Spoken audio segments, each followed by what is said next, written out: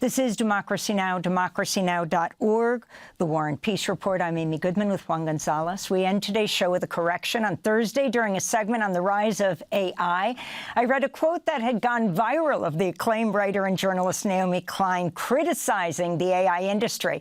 The quote said, it was sort of addressing Sam Altman, who had said, "We're deploying responsibly developed AI to liberate humanity from menial labor, ... And Naomi, I quoted, saying, "You ingested the entire written output of human civilization without consent, without compensation, and without credit to build a system whose primary commercial application is eliminating the jobs of the people whose work you consumed. You're not liberating human creativity. You're strip mining it and selling it back at a markup while calling the theft training data." That was the quote. The only problem? It wasn't real. After the show, we learned the quote was not, in fact, the words of Naomi Klein or Sam Altman, but rather AI-generated text accompanying an AI-generated image of Klein and Altman.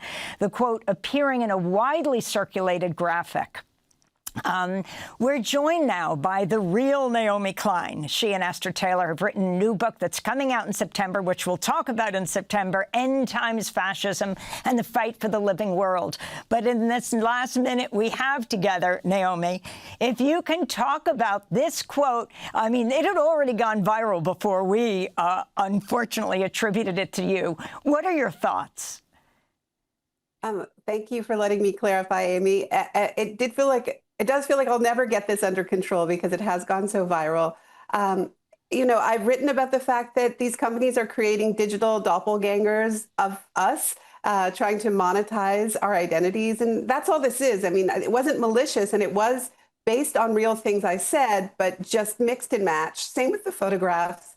It fooled a lot of my closest friends and colleagues. And frankly, when I first saw it, I thought I had said it because I have said things very similar.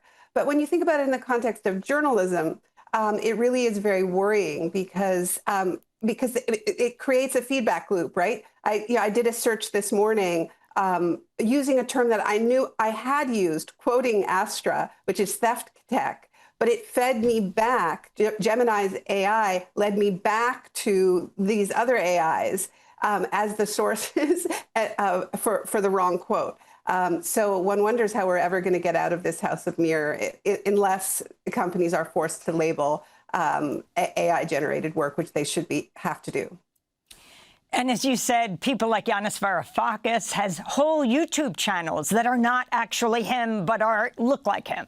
Yeah, I mean, because I wrote a book called Doppelganger that looks at how I predicted this very future. Yanis reached out to me and I interviewed him about this absolutely uncanny phenomenon that he's dealing with, that I think more and more people are going to be dealing with, where there are all of these videos that seem to be Yanis responding to daily events, do a good job of imitating his accent and so on. Yeah, Naomi, he can't get them to go away. We're ending the show. I look forward to speaking to you and Esther Taylor in September on your new book, End Times Fascism and the Fight for the Living World. I'll be in Martha's Vineyard tonight for the screening of Steal the Story, Please. I'm Amy Goodman with Juan Gonzalez.